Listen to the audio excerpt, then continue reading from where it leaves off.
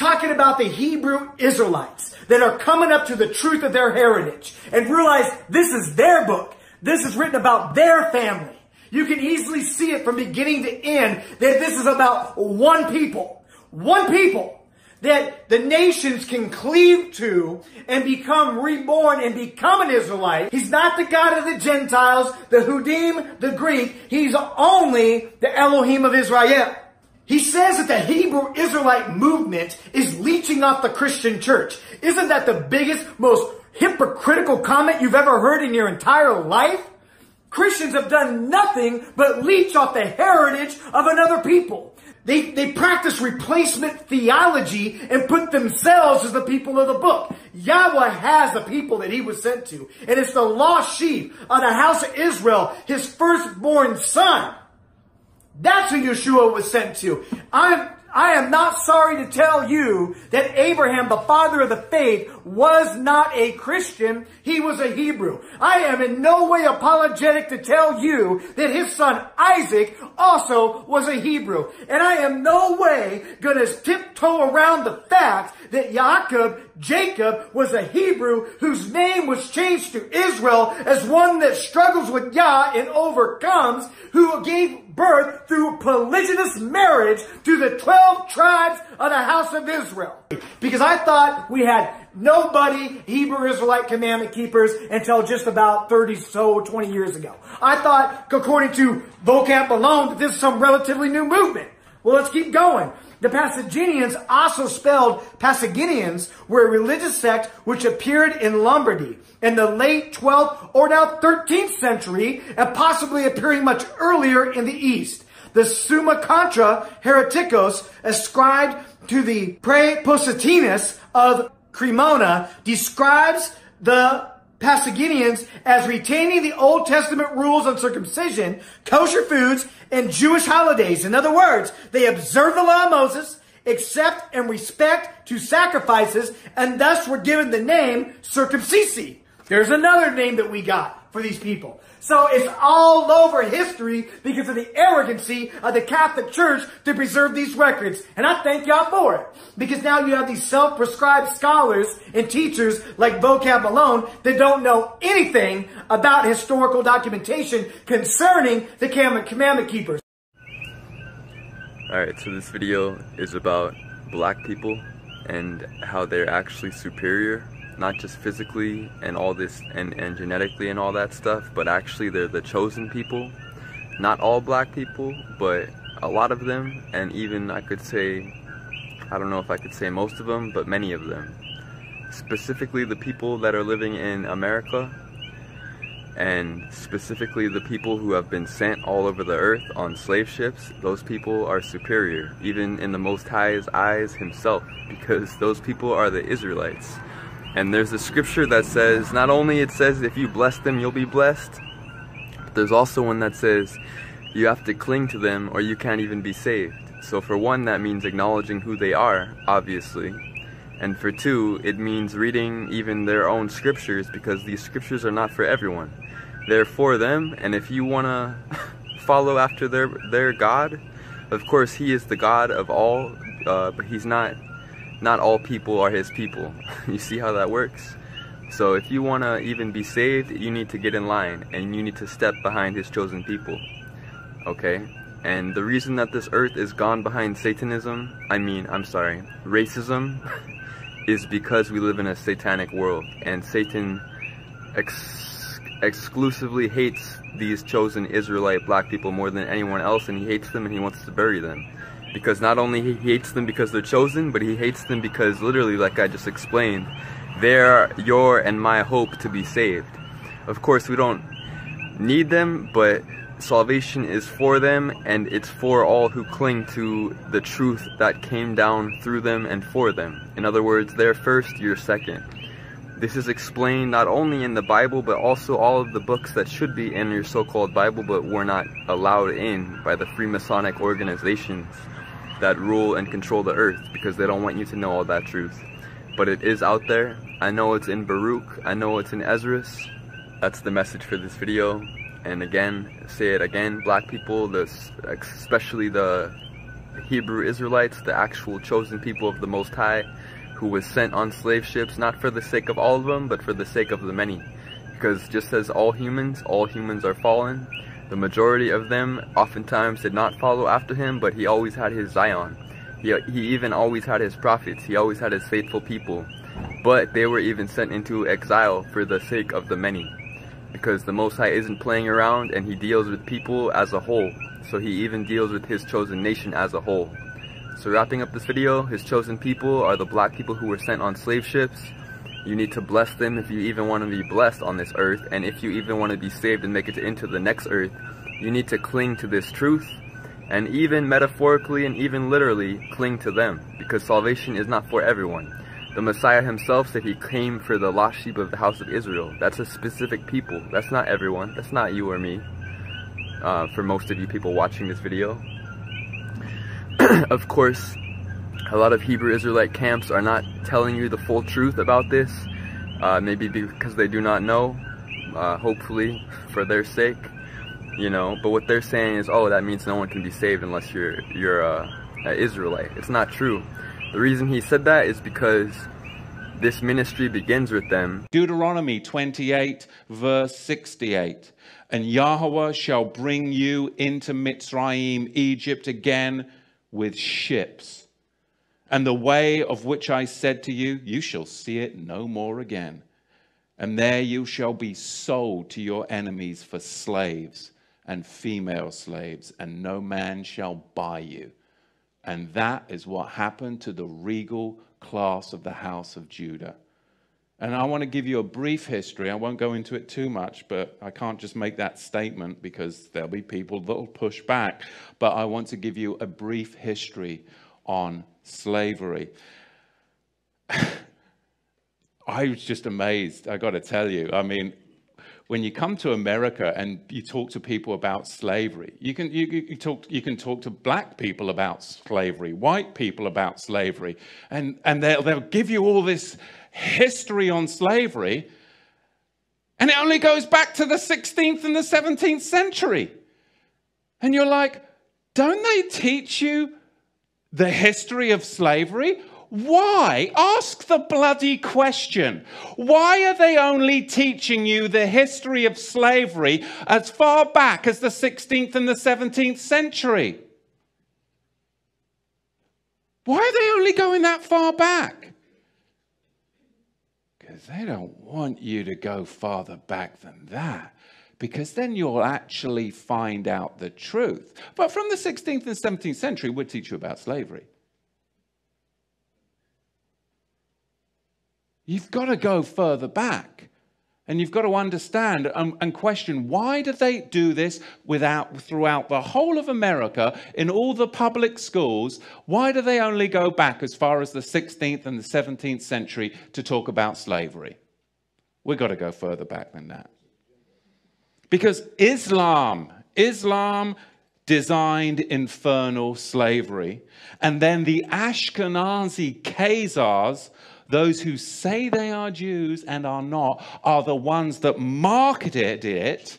And the regal Negro nomads exiled from the kingdom of Judah were the main recipients of it at the hands of the indigenous black Africans. Because you've got to understand, the regal class of the house of Judah came down from Israel, and they came into the land of the black Africans. And the black Africans resented the regal class of the house of Judah in their land because they had laws, they had customs, they had civility. And they were a regal class of Negro that came down into Africa. And later on, it was the Ashkenazi, the Islamic slave traders as well, that then worked together with the indigenous black Africans to enslave the regal house of Judah. This is what we've got to understand, but you've got to go back before the 16th century to understand the roots of it. So we're going to see, as we dig into this, where this slavery came from, because it was really a system that was very, very well crafted. There was Islamic masters, and there were white Ashkenazi Khazar ship owners. There were the buyers and the sellers. And they're not going to fill you in on all of this, but really you've got a 4-tier system. Number one, you have the Negro nomads that were exiled from the kingdom of Judah. Number two, you had indigenous black African hunters that resented the regal Negro nomads that had come into their territory with their own customs, with their own laws that were different and would not assimilate into their tribal culture. They were their own tribe. They were the regal house of Judah. And number three, you had Islamic trappers that worked with the indigenous black Africans to trap the regal Negro house of Judah. And then you had them sell them to the Ashkenazi ship merchants, along with many Portuguese and British Ashkenazi. Oh, it is a blessing to know the truth. Because now when I call upon the name of Yeshua, I know those demons are going to run. I know my circumstances are going to change. Because that is the name that is above every other name. And that name is Yeshua. So thank you for tuning in. Thank you for taking this long time to be with me and rejoice with me, I hope is what you're doing. Rejoicing that the truth of Yeshua and Yah and you as his people, it's true. And I know you've known it. And I know that it's sometimes it's like, why do people believe me as a white man? But some of that is because of what's been ingrained in your minds as well, to doubt each other. So I'm not this great man, but I'm just a man coming from the people that have taught you lies, coming from the people that has degraded you, coming from the group of people that has lied to you and created this false and even put in your own minds to doubt each other. I'm coming to say that we've done that, but the truth is you are his chosen. Yeshua and Yah are the true names of God and his Son. So thank you that I'm grafted in as a believer in Yeshua, and we'll be in touch more and more. So the wisdom of Solomon in the Apocrypha in the 5th chapter talks about how Jacob, how the heathen is going to be amazed and confounded when they realize that the so-called black man is that chosen line. You know, in the 5th chapter, I'm getting ready to read some verses here. You know, it's going to be amazing. You aren't going to be able to comprehend it, and you're going to be in anguish and dismay and shock. How could it be that this so-called black man who's been terrorized over here for 400 years and all over the earth, really, in the 4 corners of the earth, how could it be? Let's read about it. Well, you acknowledge who the real Israelites are, huh? So let me ask you this. Look at this right here. Tell them what you're doing, David, Brother David. I'm just a minister for the Lord, and these are the actual Israelites, ancient Israelites, depicted in Egypt, tomb walls. These are Assyrian captives. I believe these are probably Levite priests because their hair is cut a certain length. They Look at those have black their hair images. locks. Look at those black images. Who's that? Daniel wrestling with that lion? With that black skin and woolly I hair? don't know. I wonder if that's maybe a man in an early Christian in a Colosseum. No, that's David. They said he wrestled with lions. Okay. Well, Hey, but look, let me ask you this. Who are the Israelites, right? You see that? the ancient Israelites are those people that were taken into slavery through Atlantic slave trade and scattered through all nations of the world. Right, okay. And where it gets interesting is, in America, there was a slave trade. And a lot of the slaves, a very high percentage of them, came from Western Nigerian ports. And in America today, you see a very large movement of African Americans who say that they're the real chosen people, that they're the children of Israel, they're the Judeans. You know, so what are they just trying to create an identity for themselves because they were slaves, or is there really something here? And the answer is, most likely there is something there. And most likely, maybe that they were the original Israelites, and maybe that the Jewish people today who are white, Caucasian people came in a little bit later on. It is very important that you understand who the true Hebrews are, because that end-time prophecy, lots of it, surround these individuals. I am a Gentile. I know exactly who I am, but it seems to be the one group of people in the world that have been, by the rest of the world, tried to be dumbed down to the fact or completely erase their history from history, is the African American people, so-called, that are scattered throughout the nations. Now, please understand that not every single black person is a true Hebrew, but it is those that are under the curse of Deuteronomy 28. And you'll be able to tell by the time that I'm done giving you this information in this video who the true Hebrews are, and you may be one of them. Hello everybody. This video is to show you who the true Hebrews or Jews are, or Yehudim. The people in Israel right now are not Jews. They're Khazars. Your true Jews or your true Yehudim are the so-called black person, or African American as you like to call them sometimes. I've been reading all the comments, good and bad, and I just feel like there's a few things maybe I need to clarify, so I just wanted to do that. First of all, I wanted to let you know that I was not trying to teach in my video. I know that the women are not supposed to be teaching. I mean, the Bible says that let the women remain silent in the churches. So when you see these women preachers, I really don't know how they justify that, because the Bible's pretty cut and dry. So I'm sorry if I offended anybody. I'm sorry if it came across that way. That's not what I was trying to do. All I was trying to do was just get this information that I've learned out there. So like I said, I'm sorry if I offended anybody. That was not my intention. Like I said, I was trying to get this out there to everybody. And as far as waking up the white race, I'm not sure about that, honestly, because the comments that I have gotten from the white race have been pretty bad.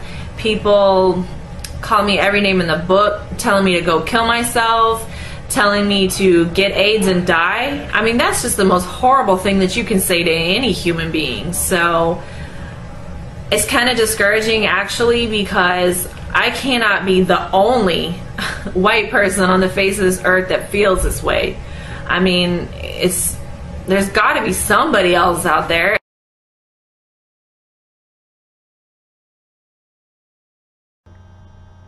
What I'm about to tell you is that the Israelites, the so-called Jews that are living in Israel today, are not the real Israelites. The real Israelites are the black and brown people of the world. What happened was when the black people that were the true Israelites and the brown people that were the true Hebrew Israelites fell from God's word, as it is written, were cursed. So what happened was Rome came and sacked that land, and they all fled. They went out all around the place, all around up north, south, east, west, but mostly down into Africa. They lived there for a little while in the wilderness until they were taken by slave ships to the Americas. Shalom to everyone, to the children of Israel, to the 12 tribes, to the saints of the Most High. I got this book when I found out the truth of who the true Hebrews were. It wasn't enough for me to just know. I felt it was my duty to go in and truly study their history and what they endured, because I have a hard time with those of you with white skin saying it's in the past. It doesn't matter. So my question to you, white people, is what are you proud of? What are you proud of? I'll say now, denounce the color of your skin, denounce your flesh. And I'm going to read some out of this book. It's called Into Egypt Again with Ships, a message to the forgotten Israelites, Elisha J. Israel. And I recommend it to anyone who wants the truth of who the true Hebrew Israelites are. And this is an amazing, amazing book. It's only about 150 pages, but it goes into history, it goes into scriptures.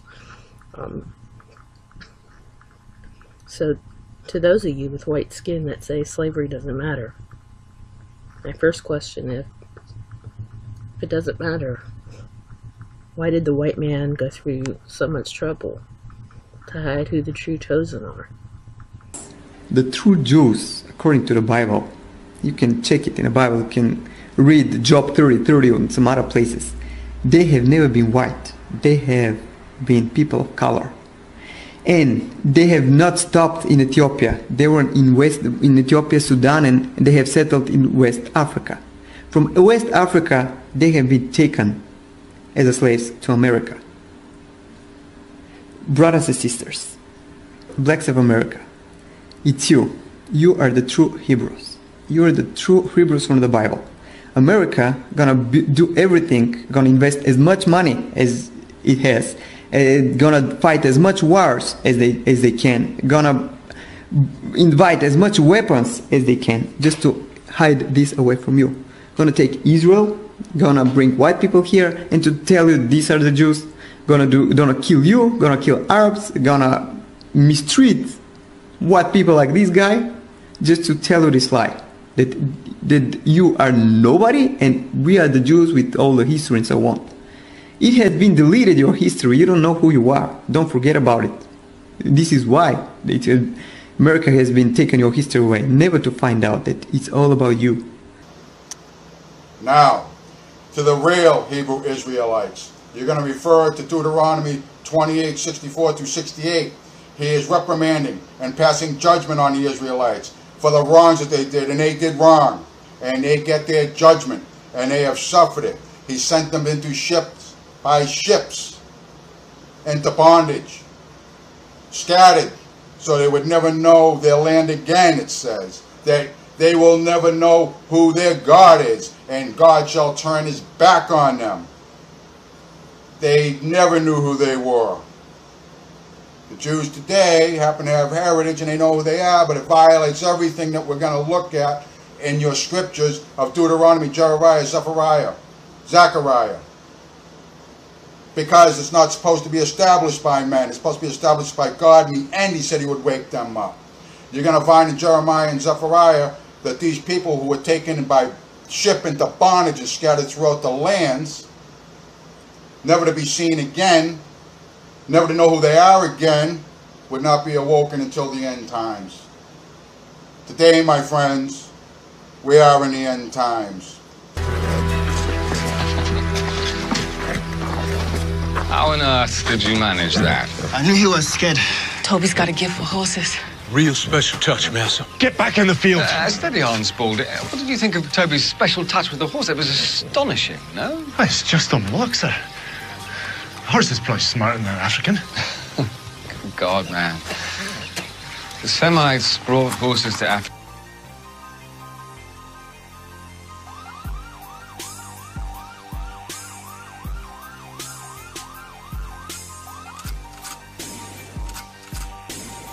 Horses probably smarter than an African. Good God, man. The Semites brought horses to Africa.